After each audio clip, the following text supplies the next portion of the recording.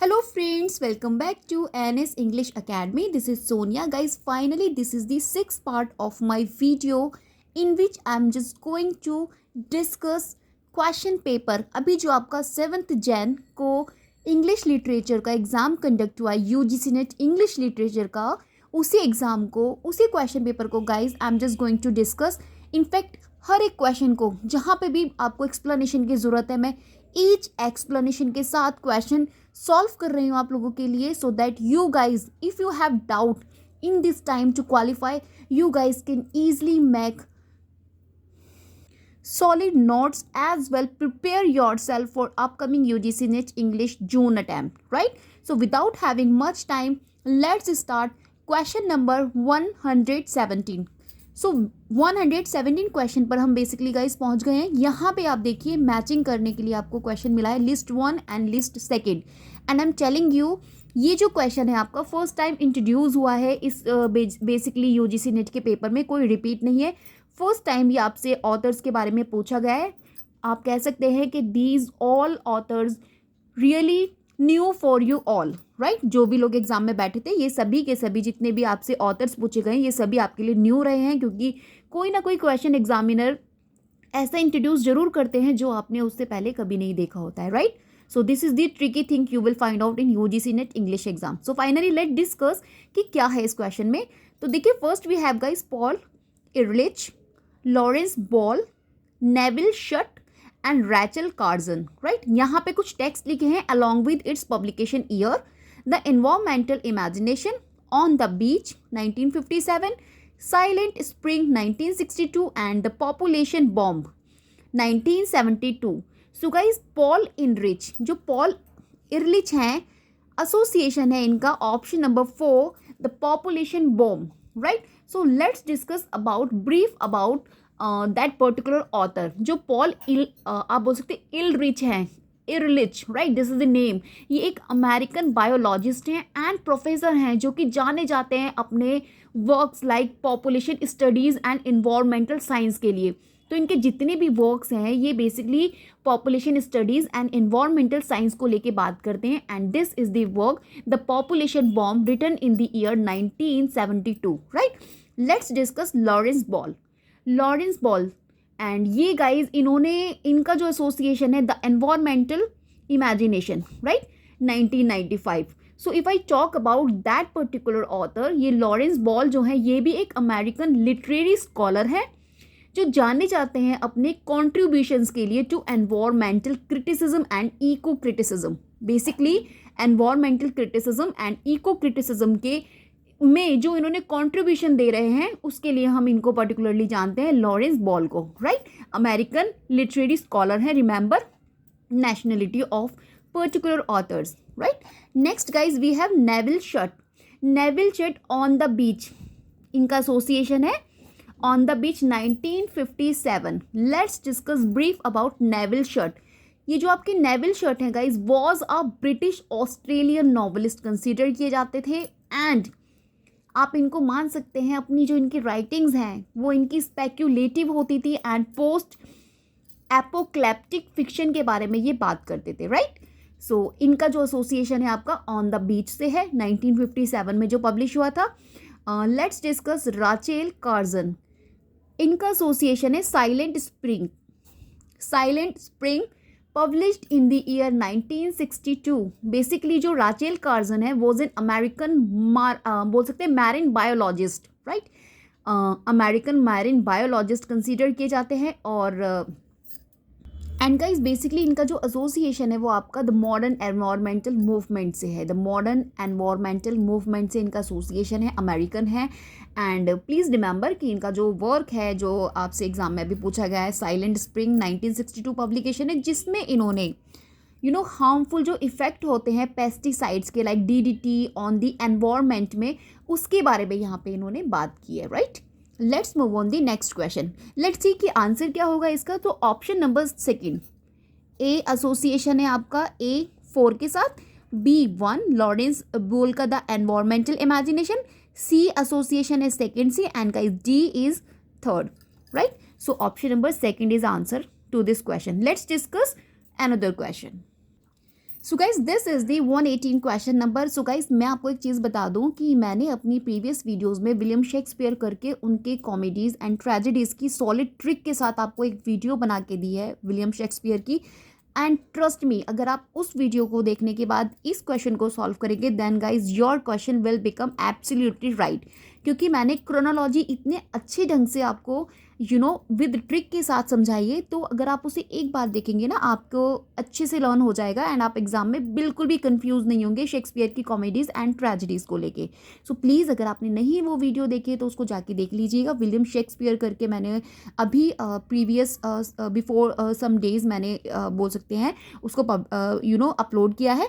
And now check out the question. Right, arrange the play of written William Shakespeare in the chronology order of their year of publication. So देखिए, अगर the Tempest आपका option में हो तो Tempest always last में आता है. Right, if I talk about the plays of William Shakespeare then Tempest हमेशा लास्ट में आता है. और यहाँ पे मैं कह सकती हूँ एक ही ऑप्शन है. अगर आपको सिर्फ इतनी भी नॉलेज थी ना कि द टेम्पेस्ट लास्ट में आ रहा है then you guys can done with it. Okay, let's see कि जो इनका फर्स्ट है the loves never lost. The loves never lost, this is the first. आप बोल सकते हैं कंसीडर किया जाता है one of Shakespeare early comedies में ये कंसीडर किया जाता है. And you will have to मैं क्लियर कि आपको अगर आप विलियम शेक्सपियर का प्ले पढ़ रहे हैं तो वो कॉमेडी में फ्लो हो रहा है अदरवाइज ट्रेजेडी है. इसकी भी नॉलेज आपको होनी चाहिए क्योंकि यहाँ से भी क्वेश्चन एग्जाम में इस बार भी पूछा है and previously many times they already have been asked right kinds of question regarding William Shakespeare. So अगर आप जून के लिए प्रिपेयर कर रहे हैं and you want to make your solid and relevant notes then these things you will have to make a note of it. Okay, and 12th night of course ये इनका जो आपके विलियम शेक्सपियर है एक comedy consider किया जाता है of mistaken identities के बारे में इसमें बताया गया है पर्टिकुलर इन दिस प्ले. एक कॉमेडी है इनका ये and much ado about nothing. Right, so ये इनका एक आप बोल सकते हैं रोमांटिक कॉमेडी कंसीडर किया जाता है. अबाउट इसमें टू कपल के बारे में बताया गया है, लव लेवर्स लॉस्ट के बारे, sorry much ado about nothing के आई एम जस्ट टॉकिंग अबाउट. छोटी सी बात को बड़ा चढ़ाकर बता देना.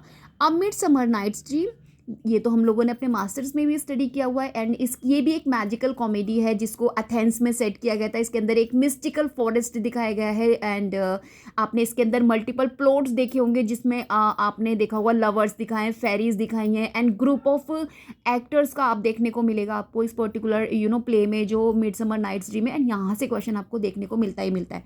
जो गाइज मैंने बेसिकली ट्रिक आपसे डिस्कस की थी तो उसमें मैंने आपको यही बताया था कि मिडसमर नाइट उसमें पहले आता है, उसके बाद आपका आता है much ado about nothing and then we have 12th night.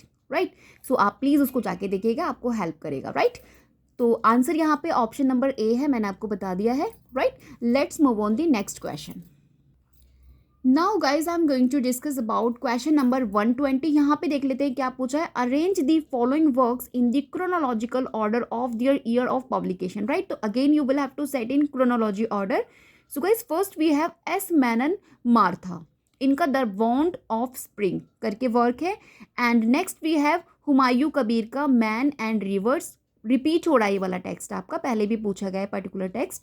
And Anand Lal का the house of Adampur and Sudhindra and Ghose, इनका the vermilion boat.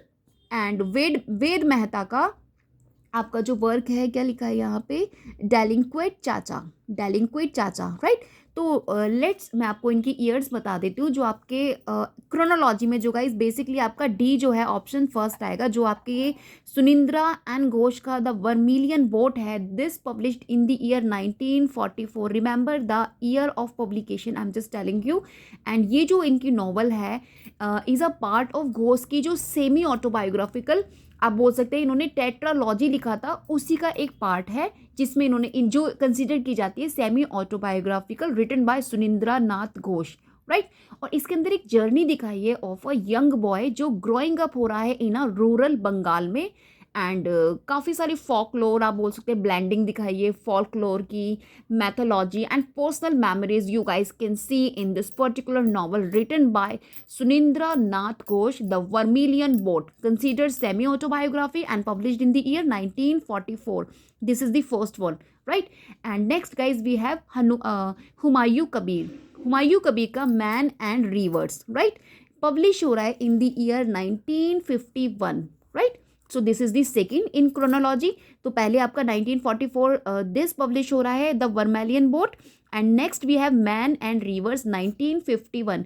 And if I talk about this particular novel, so this novel guys, Man and Rivers, explore कर रही है the lives of people living along the river bank of Bengal. जो बंगाल की आपकी river bank से जो उसके side by side people रहते हैं, उनके बारे में पोर्ट्रे किया गया है, उनके स्ट्रगल के बारे में बताया, उनके ड्रीम्स के बारे में बताया, एज वेल जो इम्पैक्ट है नेचर ऑन देयर एक्सिस्टेंस, उनके अपने अस्तित्व पर जो एक नेचर का इम्पैक्ट है. These all things are elaborate in this particular novel man and rivers, right, written by Humayun Kabir in the year 1951 इसका पब्लिकेशन है. And right, and let's discuss about the another. So guys number 3 पे हमारे आएंगे आनंद लाल. आनंद लाल का the house of Adampur. The house of Adampur basically publish हो रहा है आपका 1953. Remember the year guys, 1953 publication है. एंड ये जो नॉवल है आनंद लाल की the house of Adampur, this novel depict कर रही है life in an Indian village, right, कि इंडियन विलेज की लाइफ क्या होती है उसके बारे में बता रही है. एंड वेयर फोकस किया जा रहा है on the traditional family values पर. जो ट्रेडिशनल हमारी फैमिली वैल्यूज़ हो रही है वहाँ पर फोकस किया जा रहा है in this particular novel the house of Adampur में. And changing social structures, and बताया जा रहा है कि किस तरीके जो सोशल स्ट्रक्चर है वो चेंज हो रहा है. And the conflicts between modernity and of course tradition. So these are the things discussed in this particular novel The House or at Adampur. आनंदलाल की है, जिसमें मैंने अभी आपको बताया एक इंडियन विलेज के को फोकस करके ट्रेडिशनल फैमिली की वैल्यूज़ के बारे में बताया गया है, right. And guys next we have Ved Mehta. Ved Mehta का डेलिंक्वेंट चाचा. देखिए जो वेद मेहता है मोस्ट इंपॉर्टेंट ऑथर हैं, एंड आपसे इनके टेक्स्ट से क्वेश्चन एग्जाम में पूछे जाते हैं. तो वेद मेहता को आपको अच्छे से देखना है, और हुमायूं कबीर. अदरवाइज ये जो आनंद लाल हैं और आपके ये एस मैनन मराठ हैं, ये सभी मैंने अभी फर्स्ट टाइम इसके अंदर देखा एग्जाम में. अदरवाइज वेद मेहता एंड हनुमान कबीर, यहाँ से आपको पीछे भी क्वेश्चन एग्जाम में देखने को मिले हैं, इनके अनदर टेक्स्ट से आपको क्वेश्चन देखने मिले हैं. लेट्स डिस्कस अबाउट दी वेद मेहता. वेद मेहता का जो ये डेलिंक्वेंट चाचा करके वर्क है guys, this published in the year 1970. 1970 में बेसिकली ये पब्लिश हो रहा है. नो आई एम जस्ट 67 में गाइस, राइट, 1967 इसकी पब्लिकेशन है. Remember, sorry guys for mistake, 1967 this is the publication of Ved Mehta's delinquent Chacha. और ये जो पर्टिकुलर नॉवल है ये एक ह्यूमरस है और सटायरिकल नॉवल कंसीडर की जाती है, जिसके अंदर एक्सप्लोर किया है इंडियन फैमिली लाइफ को. इंडियन की जो फैमिली लाइफ होती है हमारे इंडिया की, जनरेशनल कॉन्फ्लिक्ट जो चलता है, देखते हो ना, जनरेशन टू जनरेशन जो कॉन्फ्लिक्ट चलता है. एंड द आप बोल सकते हैं इसके अंदर एक इजेंट्रिक सिटीज़ दिखाई गई है ऑफ एन अंकल, यानी कि चाचा की in a traditional Indian household. किस तरीके से जो ट्रेडिशनल इंडियन हाउस हैं वहाँ पे चाचा का क्या रोल होता है, everything you will find out in this particular novel. बहुत ही अच्छी नॉवल है वेद मेहता की डेलिंक्वेंट चाचा, राइट. लेट्स डिस्कस इसके बाद जो गाइज आपके आ रहे हैं वो हैं आपके एस मैनन, राइट. ये लास्ट में इनकी आ रही है एस मैनन मराठ का the wound of spring. The wound of spring ये पब्लिश हो रहा है गाइज आपका 1970 में, राइट. और ये जो नॉवल है पर्टिकुलरली नॉवल, ये इस मतलब कि इसके अंदर जो आप देखेंगे इसमें ना कुछ थीम्स दिखाए गए हैं, like loss, change, emotional turmoil, reflect कर रहे हैं जो on the socio political changes in India during 20th century. 20th century में जो इंडिया में सोशियो पॉलिटिकल चेंजेस आपको देखने को मिले थे वही सब मेंशन किया गया है in this particular novel the wound of spring, written by S Menon Marath in the और publish in the year 1970. So hope guys आपको एवरीथिंग जो भी मैंने इसमें अच्छे से एक्सप्लेन किया आपको समझ आ गया होगा. And in future if you find out same question then you guys will not confuse to answer, right.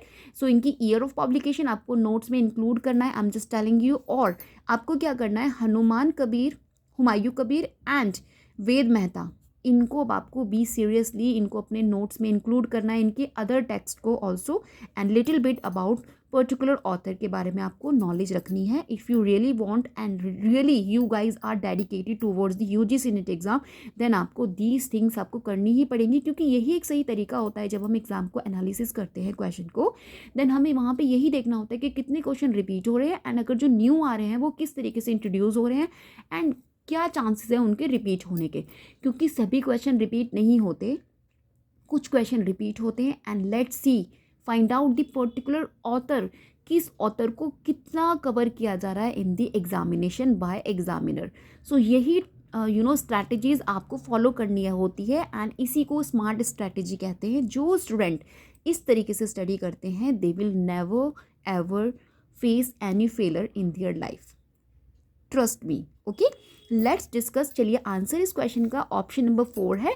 So first guys we have D. मैंने जैसे कि आपको घोष का बताया, अब देखिए आप लोग खुद से भी कर सकते हैं, मैंने यहाँ पे आपको ईयर, पब्लिकेशन ईयर मेंशन कर दिया है, वैसे according to me answer number 4, right, option number 4, this is the answer. Let's move on the next question. This is the factual information. Who has written the life divine? Of course, we have Sri Aurobindo. Shri Aurobindo के द्वारा ये लिखा गया है। और मेरी guys community पे please NS English academy की कम्युनिटी पे डेली जाके देखा कीजिए, मैं पोस्ट करती हूँ क्वेश्चन, एंड ट्रस्ट मी जितने भी PYQs आपसे इंपॉर्टेंट रिपीट हो रहे हैं ना, मैं और इस एग्जाम इस पर्टिकुलर क्वेश्चन पेपर के भी क्वेश्चन वहाँ पे हर एक डेली में एक क्वेश्चन वहाँ पे पोस्ट करती हूँ। डेली जाइए, उन क्वेश्चंस को गो थ्रू कीजिए, उससे आपको आइडिया लग जाएगा। इनफैक्ट आपके माइंड में ना वो सारे क्वेश्चन सेट हो जाएंगे, and you guys have no need to revise at the time of your examination. So please community पे जाकर क्वेश्चन को अगर आंसर कर चुके हैं देन गुड टू गो, अगर नहीं किए हैं तो प्लीज़ जाके आंसर कीजिएगा। एंड सारी पोस्ट जितनी भी मैंने पोस्ट किए हैं सभी क्वेश्चन रेलिवेंट है एंड इंपॉर्टेंट वन है, तो प्लीज़ जाके उनको आंसर जरूर कीजिएगा। ओके, एंड श्री औरबिंदो ने द लाइफ डिवाइन आपका लिखा है, एंड ये एक philosophical and spiritual book consider की जाती है जो एक्सप्लोर करती है नेचर ऑफ एग्जिस्टेंस, यानी कि अस्तित्व, human evolution and possibilities of divine consciousness. जो डिवाइन कंसाइंसनेस होती है ना उसकी पॉसिबिलिटीज़ क्या है, everything you will guys find out in this particular philosophical work written by Sri Aurobindo, The Life Divine, right? And guys, if I talk about the publication of, तो it was first published in the serialized, ये serialized हो रही है from in Arya, remember Arya, और serialized हो रही है आपकी 1914 to 1919, and उसके बाद later guys कंपाइल्ड हो रही है इनटू अ बुक, देन ये कंपाइल्ड हो रही है आपकी into a book. Remember the fact I am just telling you about this particular philosophical work written by Shri Aurobindo. आपसे पूछा जा सकता है, and Shri Aurobindo most important exam point of view से इनके क्वेश्चन मीन्स इनको लेकर क्वेश्चन एग्जाम में अक्सर बनते रहते हैं, सो प्लीज़ इनको भी अवॉइड मत कीजिएगा स्टडी करने के लिए। Jayant Mahapatra, these two are, Emerson भी इंपॉर्टेंट है, अमेरिकन है, we studied him, and Dante of course, all the writers mention in this particular question important for exam point of view, right? Move on next question. So guys, यहाँ आपसे पूछा है which among the following is the last novel of George Eliot। देखिए अगर मैं last novel की बात करूँ then we have Daniel Deronda। This is the last novel जो publish आपकी हो रही है in the year 1876 में, right? क्योंकि अगर मैं सिलास मार्नर की बात करूँ, Silas Marner this is published in the year 1861, और ये जो नॉवल है इनकी आपकी जॉर्ज इलियट की, ये नॉवल है अबाउट रिकल्सिव आप समझते हैं, reclusive weaver whose life change हो रही है when he adopt an abandon child, तो उसके बारे में ये पर्टिकुलर सिलास मार्नर है इनकी, और 1861 में है। And next guys we have the mill on the floss, ये इनकी 1860 में पब्लिश हो रही है, एक सेमी ऑटोबायोग्राफिकल नॉवल कंसीडर की जाती है जिसमें कॉम्प्लेक्स रिलेशनशिप दिखाया गया है ब्रदर एंड सिस्टर का, एंड टॉम एंड मैगी करके उनका नाम है, तो इसको भी रीड कर लीजिएगा, यहाँ से भी क्वेश्चन आपको देखने मिल जाता है। एंड मिडिल मार्च जो हमने अपने मास्टर्स में स्टडी करा था, ये इनकी बेसिकली गाइज 1871 टू 1872 पब्लिश हो रही है, ये जो इनकी पर्टिकुलर नॉवल है। एंड इस नॉवल के अंदर एक्सप्लोर किया गया है life in a provincial English town, जिसमें डील किया जा रहा है with marriages, ambitions and societal changes, everything you will find out in this particular novel Middlemarch written by George Eliot। Okay, मैंने आपको ईयर बता दिया। एंड डैनियल डेरोंटा जो आंसर है इस क्वेश्चन का, ये 1876 में पब्लिश हो रही है एंड लास्ट नॉवल कंसीडर की जाती है, एंड ये फॉलो कर रही है लाइफ ऑफ डैनियल डेरोंडा, ये इसके अंदर प्रोटैगनिस्ट है। एंड इसके अंदर एक और है वैन डॉलन करके, हार्लेट करके इसमें एक और करेक्टर आपको मिल जाएगा जो एक्सप्लोरिंग कर रहे हैं इसमें थीम जूइश आइडेंटिटी को बेसिकली यहाँ पर एक्सप्लोर किया जा रहा है इस नॉवल के अंदर। And self discovery and moral transformation, everything you will find out in this Daniel Deronda, okay, जो कंसिडर की जाती है last one novel written by George Eliot. तो मैंने सबकी ईयर आपको यहाँ पे बता दी है, please include in your notes, right. Next question, so guys देखिए यहाँ पे आपसे पूछा है which of the following is the dramatic monologue इसमें से कौन सा है। सो आंसर हमारे पास है एंड्रा डी सार्टो। ये पब्लिश हो रहा है बेसिकली 1855 में, रॉबर्ट ब्राउनिंग ने लिखा है। एंड आप सभी जानते हैं रॉबर्ट ब्राउनिंग जो कि ड्रामेटिक मोनोलॉग के लिए फेमस हैं। और ये जो पर्टिकुलर नॉवल है एंड्रा डी सार्टो, ये poem classical dramatic monologue consider की जाती है, जहाँ पे रेनिसा पेंटर एंड्रिया सील सार्टो स्पीक्स, ये बात कर रहे हैं किससे, अपनी वाइफ से, और क्या एक्सप्रेस कर रहे हैं, हिज आर्टिस्टिक फ्रस्ट्रेशन। अब जो आर्टिस्टिक फ्रस्ट्रेशन हो रहा है इनको, अनफुलफिलमेंट पोटेंशियल, ये सभी बातें यहाँ पे हो रही है, किससे हो रही है, उनकी वाइफ से। किसकी वाइफ से, जो पेंटर है एंड्रिया डेल सार्टो, पेंटर हैं ये। और ये जो पोयम है कैप्चर कर रही है his emotions, self reflection and regret, ये सभी चीज़ आपको पोएम के अंदर मिल जाएगी। अभी मैं आपको समझाऊंगी जो बेसिकली ड्रामेटिक मोनोलॉग होता है वो क्या होता है। तो गाइस जो ड्रामेटिक मोनोलॉग होता है वो एक पोएम होती है जिसमें आप देखेंगे एक सिंगल स्पीकर होता है एंड एड्रेस कर रहा होता है एक साइलेंट स्पीकर को। यहाँ पे जो आपका स्पीकर होता है वो साइलेंट होता है, लिसनर, सॉरी आप बोल सकते हैं लिसनर, राइट। जो लिसनर होता है आपका वो साइलेंट होता है और एक सिंगल स्पीकर आपको देखने में मिलेगा। एंड जो ड्रामेटिक मोनोलॉग होते हैं, जो उसमें स्पीच होती है, उसमें रिवील किया जा रहा है the speakers character, emotion and motivations, right.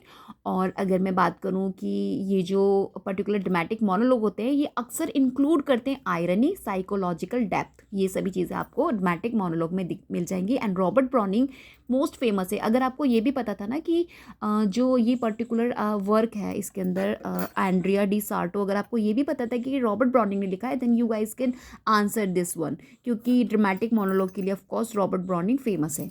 Let's discuss जो ऑप्शन में अदर आपको पोएम्स दे रखी हैं वो कौन सी हैं। द कैनोनाइजेशन जो आपकी जॉन डन की है गाइस बेसिकली, एंड ये जो नॉवल पोएम है इसको मेटाफिजिकल पोएम कंसीडर किया जाता है, मेटाफिजिकल।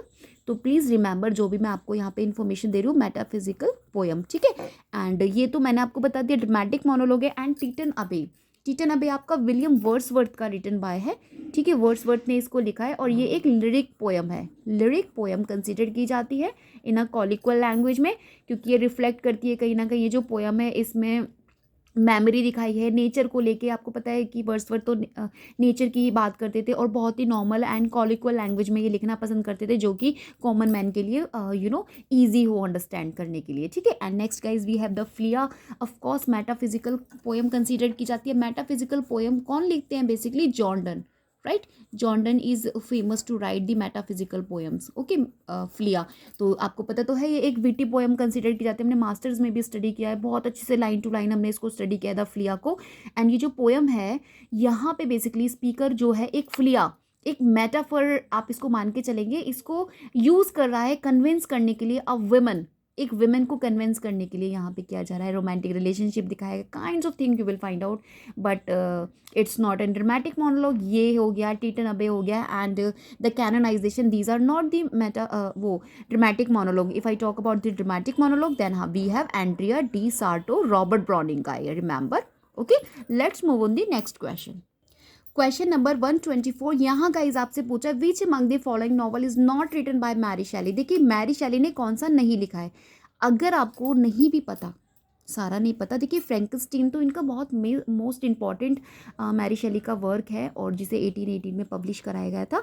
सो ये तो सबको पता है, लेकिन अगर आप कंफ्यूज हैं, आई एम टेलिंग यू, देखिए लॉस्ट विमन, लास्ट मैन, फ्रैंकनस्टीन, ये सभी अलग है। देखिए फॉकनर जो है ना ये एक अलग वन लग रहा है, तो यही इन्होंने नहीं लिखा। Faulkner is not written by Mary Shelley, otherwise Frankenstein Mary Shelley ने लिखा है, जो कि इनकी गॉथिक नॉवेल्स में कंसीडर की जाती है।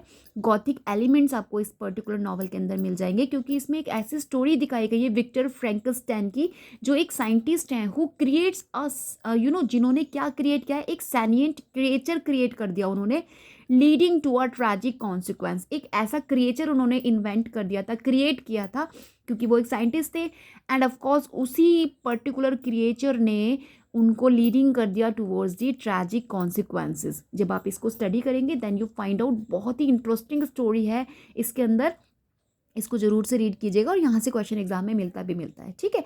The last man, this is also written by Mary Shelley, 1826, remember the year of publication 1826। ये एक डायस्टोपियन नॉवल कंसिडर की जाती है जिसे सेट किया गया है इन द फ्यूचर और डिपिक्ट कर रही है a world ravaged by a plague. इसमें एक प्लग दिखाया गया है एंड द स्ट्रगल दिखाया गया है of the last surviving humans ने किस तरीके से सर्वाइव किया था। दीज करेंगे these things you will find out in this particular novel the last man, जो कि एक सेट हुई है in the future, right. Dystopian novel consider की जाती है। And guys next we have the lost women. देखिए यहाँ ना इस पर्टिकुलर क्वेश्चन के अंदर थोड़ा सा कन्फ्यूज़न है। सो गाइस मुझे थोड़ा कन्फ्यूज़न है आपका ये जो लॉस्ट वुमेन करके वर्क है ना, इनका लॉस्ट वुमेन करके इस वाले वर्क में और फॉकनर में। देखिए ये फॉकनर तो इनके द्वारा पक्के से नहीं लिखी गई है, कहीं ना कहीं ये वाली जो पर्टिकुलर नॉवल है, क्योंकि ये विलियम फॉकनर की जहाँ तक है ये उनके द्वारा लिखा गया है और मैरी शैली के द्वारा नहीं लिखा गया। और मेरे को यहाँ पे भी थोड़ा कन्फ्यूज़न है, द लॉस्ट वुमेन ये भी इनके द्वारा नहीं लिखा गया। लेट्स सी, आप लोग देख लीजिएगा। Otherwise Frankenstein and last man, these two by आपका मैरी शैली का है, ठीक है। तो वैसे तो आंसर इसका ऑप्शन नंबर 3 है। देखिए मैंने प्रोविजनल आंसर की चेक नहीं की है, मैं आपको अच्छे से स्टडी करके, राइट, जो भी जितना भी एक्सप्लेन कर सकती हूँ मैं उतना एक्सप्लेन करके हम लोग यहाँ पे आंसर्स डिस्कस कर रहे हैं।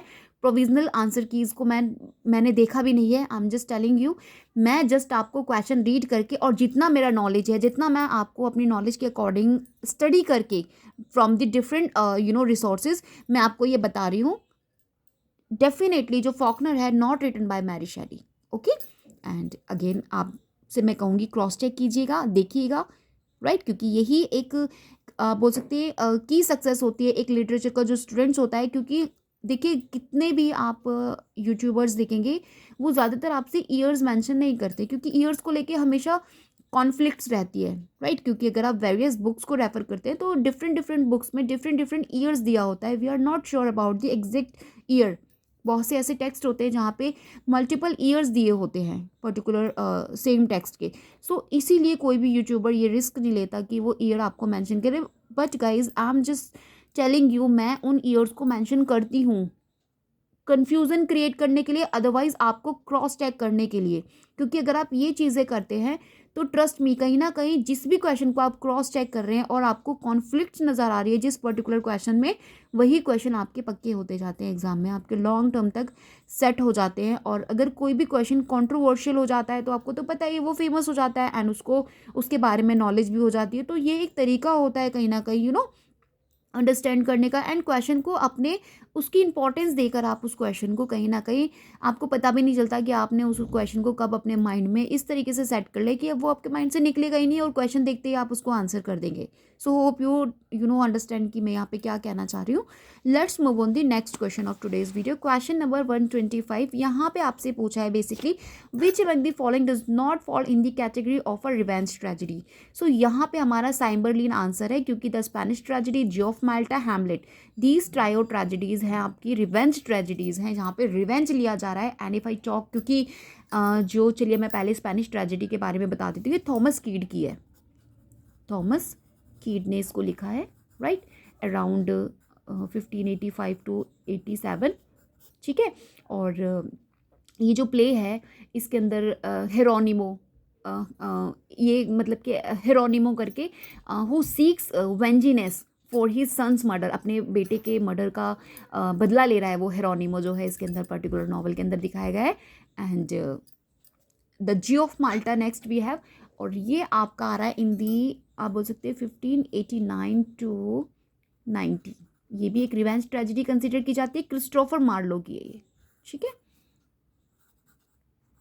क्रिस्टोफर मार्लो, ठीक है, इन्होंने लिखा है इनको। एंड हैमलेट तो सबको पता है विलियम शेक्सपियर के द्वारा लिखा गया है and of course consider revenge tragedy 1599 to 1601, मान के चलिए आप इसका, क्योंकि थोड़ा कन्फ्यूज़न है, हम इनकी ईयर ऑफ पब्लिकेशन से एग्जैक्ट डेट हमें नहीं मिलती, राइट। एंड साइबरलिन, ये जो है आपका, ये विलियम शेक्सपियर ने तो लिखा है, बट ये रोमांटिक, इसको रोमांटिक ट्रेजी कॉमेडी में कंसीडर किया जाता है, रोमांटिक ट्रेजिक कॉमेडी में इसको कैटेगराइज किया गया इस पर्टिकुलर वर्क को. This is not the revenge tragedy. Okay, let's move on the next question. So in this question, question number 126, identify the one who was not a new critic. अब यहाँ से आपसे पूछे new critic कौन नहीं है. देखिए Allen Tate of course new critic हैं, Robert Penn Warren we studied in new critic, Cleanth Brook of course new critic. मगर अगर मैं क्लाउड लेवी स्ट्रॉस की बात करूँ सो बेसिकली आंसर तो आपका यही है, नॉट पूछा है क्योंकि, और जो क्लाउड लेवी स्ट्रॉस हैं ये बेसिकली आपके स्ट्रक्चरलिस्ट थिंकर हैं, नॉट न्यू क्रिटिक. ओके, तो क्लैरिफिकेशन के मैं आपको बता दूँ, ये स्ट्रक्चरलिस्ट है, स्ट्रक्चर लिस्ट. ठीक है, स्ट्रक्चर लिस्ट है आपके, नॉट न्यू क्रिटिक. ओके, जो एलन टेट है इनको और इन सभी को हम लोग उसमें पढ़ते हैं new, as a new critic we studied them, क्योंकि जो एलन टेट है ये एक अमेरिकन पोइट हैं, क्रिटिक हैं, एसोसिएशन है इनका न्यू क्रिटिसिज्म मूवमेंट से, एंड जहाँ पे एम्फेसाइज किया जाता है of course close reading and textual analysis को. यही तो है न्यू क्रिटिक का मीनिंग, राइट. रॉबर्ट पेन और जो वॉरेन हैं आपके, ये भी न्यू क्रिटिक है, एक राइटर हैं, क्रिटिक हैं, जो को ऑथर्ड अंडरस्टैंडिंग पोइट्री में इन्होंने को ऑथर्ड किया है, 1938 में आया है इनका. की न्यू क्रिटिसिज्म टेक्स्ट की कंसिडर किया जाता है अंडरस्टैंडिंग पोइट्री को. और क्लिंट ब्रूक हमारे पास नेक्स्ट हैं, मेजर फिगर कंसीडर किए जाते हैं न्यू क्रिटिसिज्म में, and he wrote the well wrought urn करके इन्होंने वर्क लिखा है 1947 में, जो कि मोस्ट इंपॉर्टेंट है और एम्फेसाइज करता है the autonomy of the text को एंड क्लोज रीडिंग को कहीं ना कहीं एम्फेसाइज करता है, right. And Claude Levi Strauss ये आपके एक फ्रेंच एंथ्रोपोलॉजिस्ट हैं, स्ट्रक्चरलिस्ट हैं, एंड ये जाने जाते हैं अपनी स्ट्रक्चरलिस्ट थ्योरी के लिए. Okay, so this is the answer, option number 4. Let's discuss question number 127. देखिए यहाँ पे आपसे पूछा है what is practical criticism. So आपको मैं पहले बता दूं कि प्रैक्टिकल क्रिटिसिज्म क्या है. तो प्रैक्टिकल क्रिटिसिज्म एक ऐसा मेथड है, ऐसा मेथड ऑफ लिटरेरी कंसीडर किया जाता है जहाँ पे एनालाइज किया जाता है, इनफैक्ट फोकस किया जाता है detailed close reading of a text. Detailed close reading of a text यहाँ पे एम्फेसाइज किया जाता है without considering its historical, biographical and societal context. इन सभी को मतलब आप बोल सकते हैं इन सभी की परवाह किए बिना यहाँ पे दे डिटेल्ड स्टडी करते हैं close reading of a text. इनको टेक्स्ट से ही लेना देना है, कहाँ से लिखा गया है, क्यों लिखा गया है, उससे इन्हें कोई लेना देना नहीं है, राइट. एंड जो पाइनियर बेसिकली समझे जाते हैं इसके, आई ए रिचर्ड्स, राइट, जो अपनी प्रैक्टिकल क्रिटिसिज्म में उन्होंने जो 1929 में उनकी बुक पब्लिश हुई है, बेसिकली पाइनियर कंसीडर किए जाते हैं आई ए रिचर्ड्स प्रैक्टिकल क्रिटिसिज्म में. और अपनी बुक में भी कहीं ना कहीं उन्होंने एनालाइज किया है पोएम्स को विदाउट रिवीलिंग दियर ऑथर, डेट्स और बैकग्राउंड इन्फॉर्मेशन, क्योंकि इनको इन चीज़ों से कोई लेना देना नहीं होता. They just give attention towards the particular text में ही वो सब चीज़ ढूंढने की कोशिश करते हैं, राइट. क्योंकि इनका जो फोकस होता है वो लैंग्वेज पे होता है, स्ट्रक्चर पे होता है, उसकी फॉर्म पे होता है of a literary work, right. Now I am going to discuss statements जो यहाँ पे दिए हुए हैं. तो basically if I talk about the answer to this question, so guys we have the close analysis of poems without taking account of any external information, right. So option number 3 is the answer to the practical criticism. The close analysis of poem without taking account of any external information. देखिए किसी भी external information की, आपका writer कहाँ से कहाँ जन्म ले रहा है, उसका बैकग्राउंड का है, इन चीज़ों से इन्हें कोई मतलब नहीं होता. They just think about the particular text they talking about, right. So this option is absolutely right to this question. यहाँ पे आपसे प्रैक्टिकल क्रिटिसिज्म के बारे में पूछा गया and we have the pioneer of practical criticism I A Richard, जिन्होंने practical criticism करके एक मोस्ट मेजर वर्क लिखा है 1929 में, इन विच ही एम्फेसाइज, जिसमें उन्होंने एम्फेसाइज किया है कि what ever they need everything they will find out in the text itself. ठीक है, अभी इनको किसने लिखा है, क्यों लिखा है, कहाँ से लिखा है, इनको कोई मतलब नहीं है. फ्रूट है, फ्रूट हमको खाना है, एप्पल खाना है, वी डोंट नीड कि हमने एप्पल कहाँ से खरीदा. मैं उसको नहीं सोच रही कि मैंने वो एप्पल कहाँ से लिया, वो एप्पल एक्चुअली आया कहाँ से. आई जस्ट कॉन्सेंट्रेट कि मुझे एप्पल खाना है, दैट्स इट.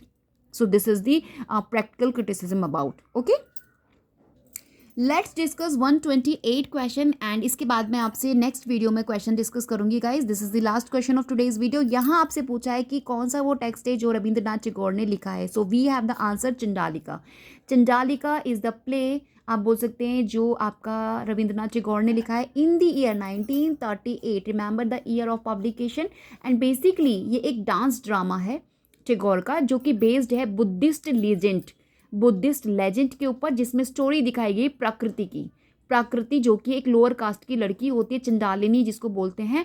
एंड ये कहीं ना कहीं चाहती है प्राप्त करना और गेन करना सेल्फ रिस्पेक्ट आफ्टर एनकाउंटरिंग आनंद.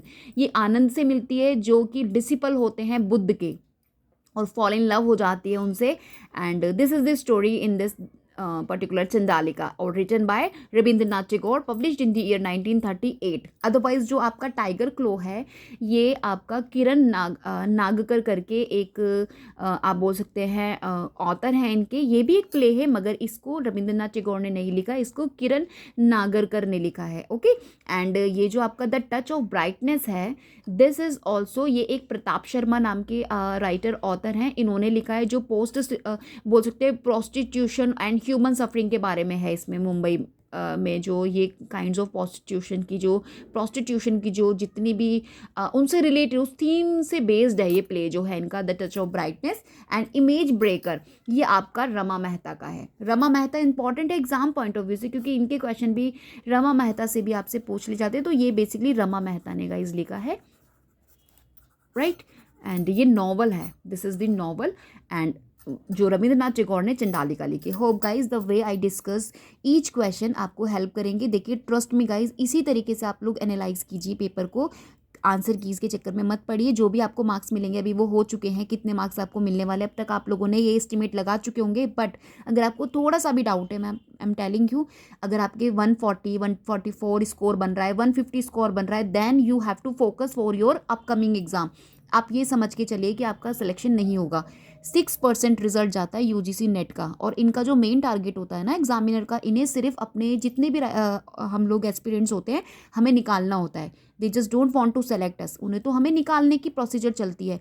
तो प्लीज़ ज़्यादा अपना समय ख़राब ना किए, अपनी आगे की स्ट्रेटेजी में लग जाइए और इतने मार्क्स लेके आइए कि आपको इस कैटेगरी में आना ही ना पड़े, ये डिस्कस ही ना करना पड़े आफ्टर अटैम्प्ट योर एग्ज़ाम कि आपको इतना मार्क्स मिलेगा, आप क्लियर होंगे कि नहीं होंगे. अपना स्कोर लेके जाइए. अगर आप JRF लेना चाहते हैं, देन आपको 220 to 230 तक आपको जंप करना पड़ेगा. And if you really want to qualify your UGC NET, then 200 आप एटलीस्ट मान के चलिए, 180 मान के चलिए अपने लेस देन, ठीक है. और अगर आपने 170 स्कोर किया है तो आप मान के चलिए कि यू आर क्वालिफाई. अदरवाइज मैं आपको यही बोलूँगी कि फोकस कीजिए जून अटैम्प्ट पे, क्योंकि बहुत समय नहीं बचा है, बहुत कुछ पढ़ने को होता है, और हमें नहीं पता कौन सा हमारा पढ़ा हुआ कब हमारा एग्जाम में काम आ जाए. ये जो मैं चंडालिका वर्क की आपको बात बता रही हूँ ना, रविंद्रनाथ टैगोर की, कितना समय पहले मैंने इसको स्टडी किया होगा, क्योंकि नाम इतना अलग सा है ना चंडालिका है. हम मोस्टली मतलब कि किसी कैटेगरी को ही देते हैं, जब हमारे घर में कोई बहुत स्टूपिड सी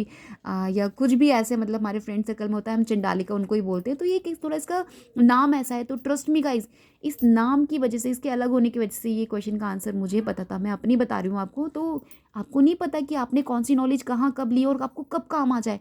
इसलिए बी पेशेंट, अपने आप को पेशेंस रखिए and be peace. Okay, peace होकर अच्छे से शांत माइंड से, शांत दिमाग से अपनी आगे की स्ट्रैटेजी में लग जाइए.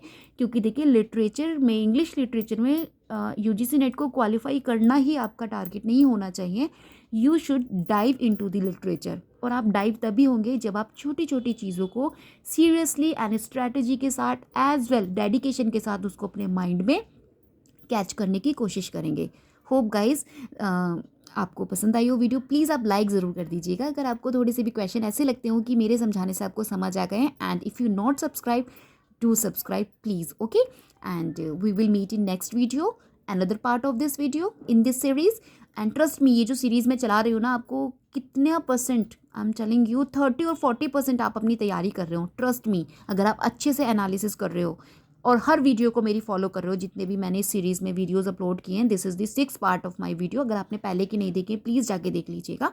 एंड विलियम शेक्सपियर की वीडियो ज़रूर देखिएगा एंड कम्युनिटी पे जाके जो मैं क्वेश्चन पोस्ट करती हूँ उन्हें ज़रूर देखिएगा। आपको ये सभी बहुत हेल्प करने वाले हैं आपके upcoming UGC NET June exam में। Okay, till then bye bye, have a great day.